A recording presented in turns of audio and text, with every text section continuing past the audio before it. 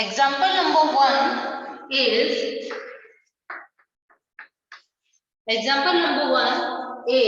today is Thursday.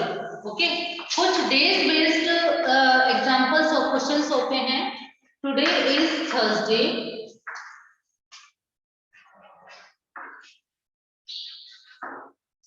Today is Thursday. What day will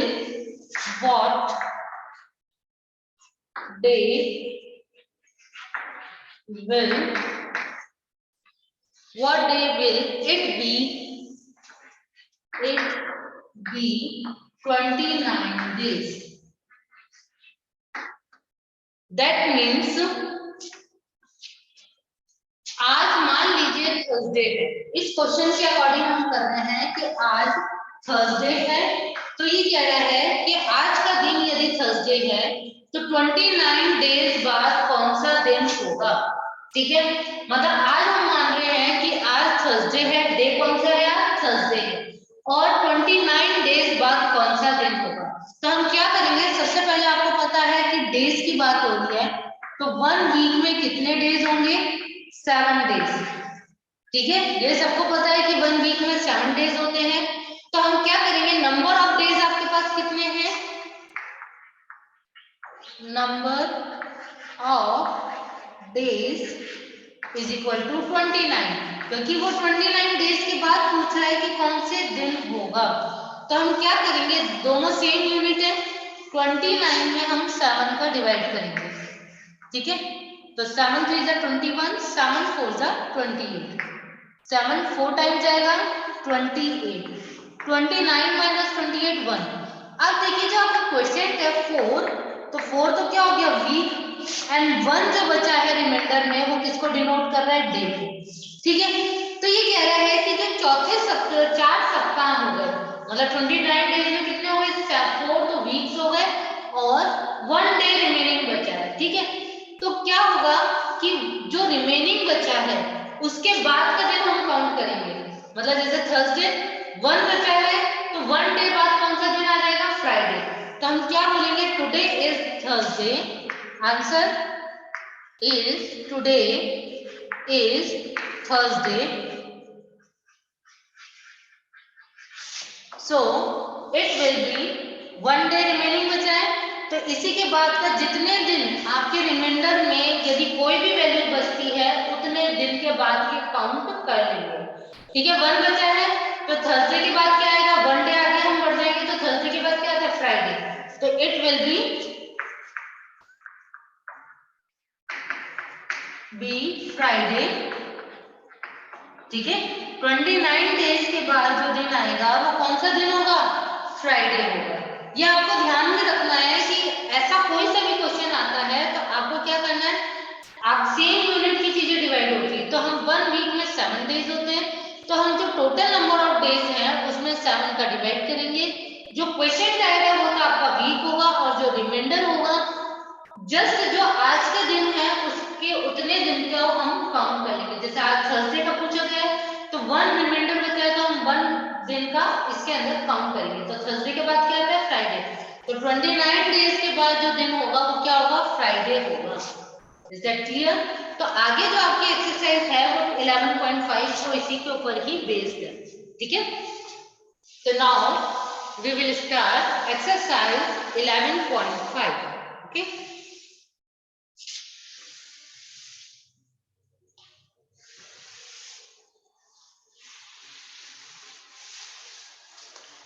exercise 11.5.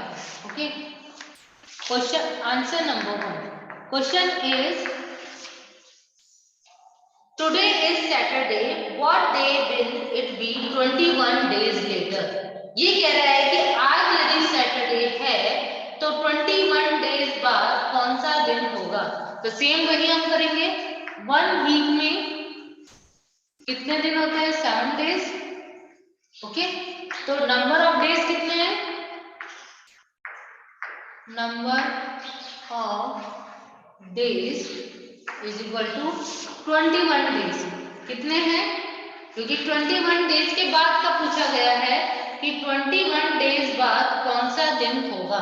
ठीक है, तो हम क्या करेंगे, 21 में 7 का डिवाइड कर देंगे। ओके, तो 7 3 जा 21, 7 3 जा 21 सेम हो गया। तो 3 तो क्या हो गया आपका वीक हो गया। ओके, और 0 जो है कुछ रिमाइंडर में बचा है, तो 0 मीन्स क्या हो गया, कुछ भी नहीं। ठीक है, तो अगर यदि रिमाइंडर में कुछ भी नहीं बचता है तो उस केस में हम क्या करते हैं। ठीक है, अगर यदि रिमाइंडर में कोई भी वैल्यू नहीं बचेगी तो उस केस में आपको ध्यान में रखना है कि सेम डे ही होगा। ठीक है, हम इसके अंदर कोई भी वैल्यू का आगे नहीं बढ़ाएंगे। तो इसमें क्वेश्चन में क्या कहा गया है, क्वेश्चन में कहा गया है कि टुडे इज सैटरडे,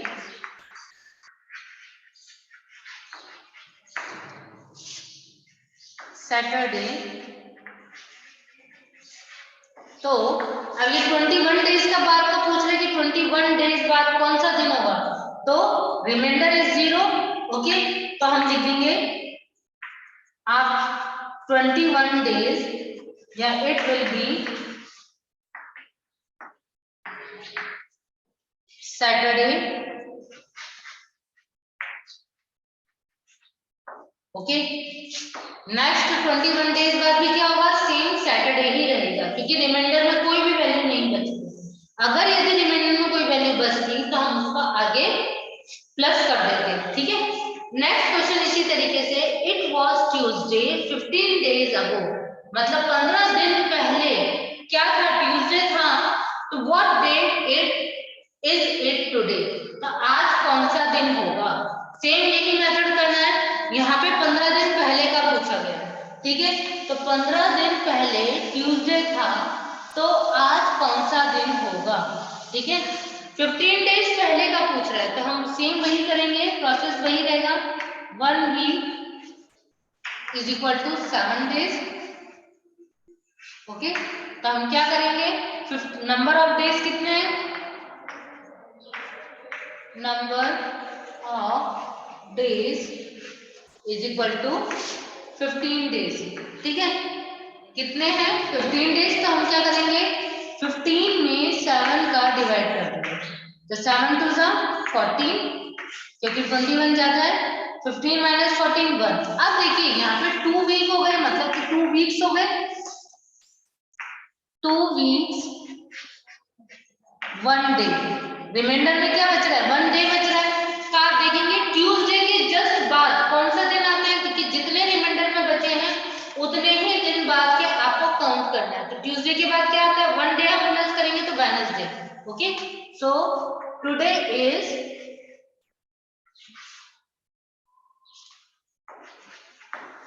वेडनेसडे।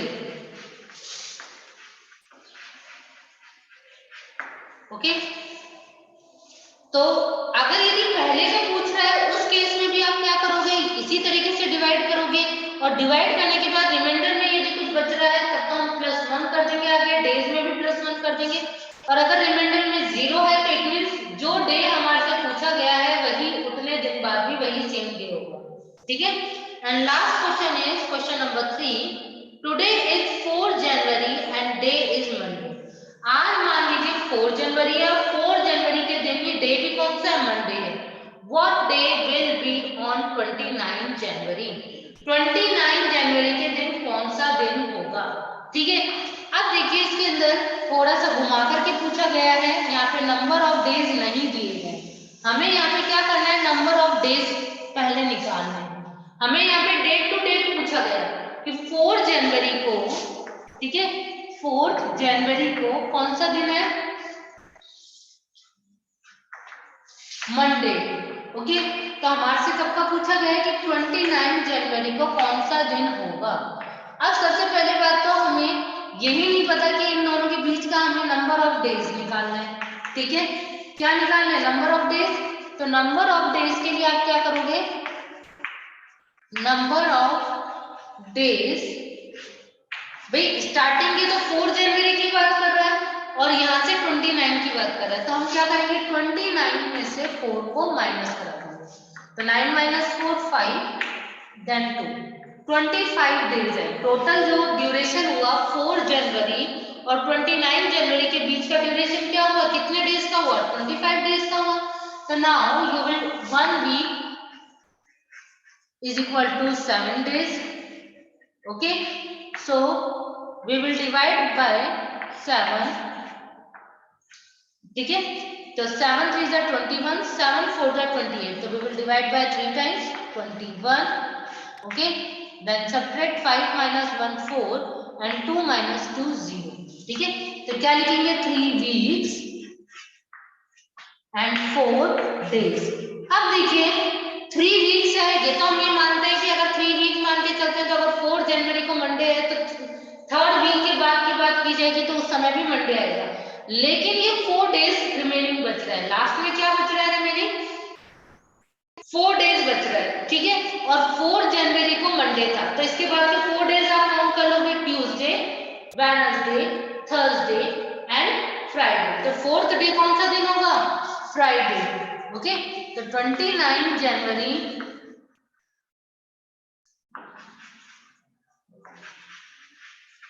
भाई 29 जनवरी को कौन सा दिन होगा, फ्राइडे। मतलब आपको ये ध्यान में रखना है कि जो आपके रिमाइंडर में बचेगा, अगर रिमाइंडर में बचता है तो हमें उतने दिन आगे के काउंट्स करने हैं। Is that clear? तो आपकी 11.5 एक्सरसाइज कंप्लीट हो चुकी है। ओके, इसमें total number of questions only 3 ही थे। ओके,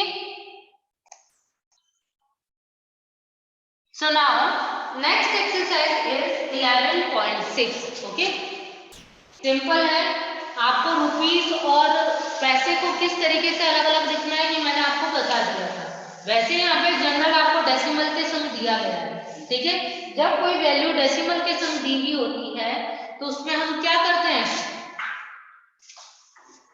डेसिमल के साथ ही लिखते हैं। Okay, so question number 1 is add the following amounts. ठीक है, ए और बी दिया हुआ है तो मैं आपको एक ही क्वेश्चन कराऊंगी।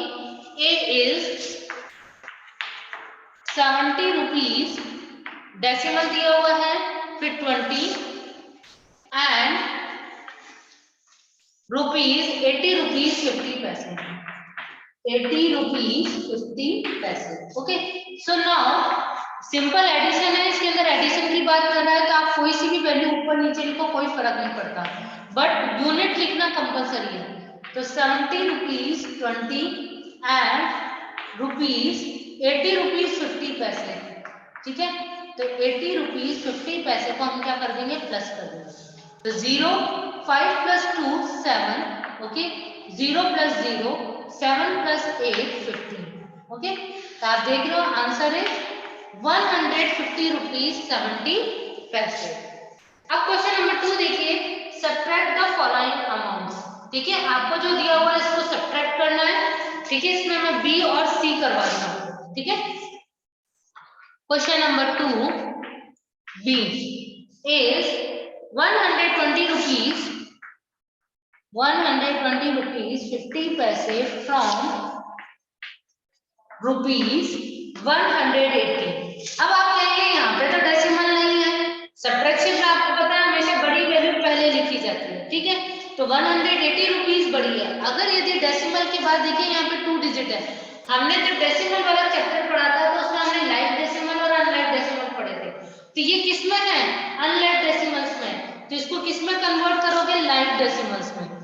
ठीक है, तो देखिए लाइक डेसिमल्स में कन्वर्ट करने के लिए फ्रॉम है, तो फ्रॉम के बाद वाली डिजिट पहले आती है, 180 है, तो नाउ डेसिमल इज 00। डेसिमल के बाद यहाँ पे कितने डिजिट है, तो हमने 2 डिजिट है तो हमने भी 20 लगा। नेक्स्ट 120 रुपीज 50 पैसे।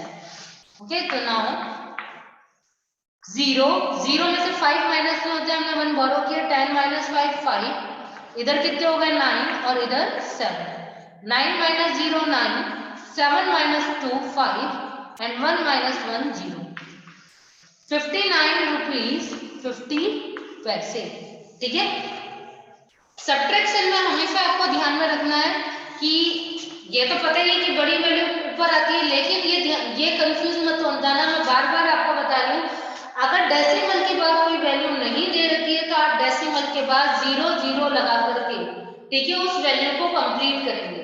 ठीक है, तो ये लाइट डेसिमल्स और अनलाइट डेसिमल्स में भी हमने पढ़ा था कि अगर यदि आपके डेसिमल के बाद कोई डिजिट नहीं दे रखी है तो उसको 0 0 लगा करके आप कंप्लीट करेंगे। Okay, and now next is C is 70 rupees 70 पैसे फ्रॉम 100 rupees, 70 rupees 70 पैसे फ्रॉम 100 rupees।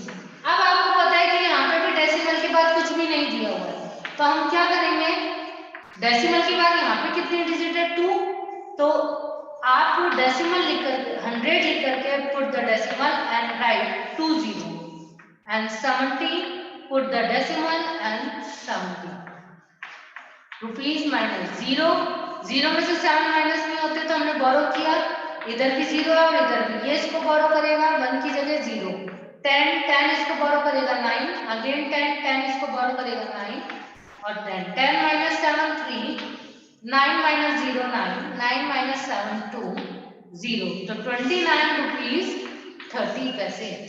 ये तो सिंपल एडिशन और सब्ट्रैक्शन के क्वेश्चंस थे। ठीक है, नेक्स्ट जो क्वेश्चन है आपके बोर्ड प्रॉब्लम के हैं जो कि हम नेक्स्ट क्लास में इसको डिस्कस करेंगे। Okay, thank you everyone.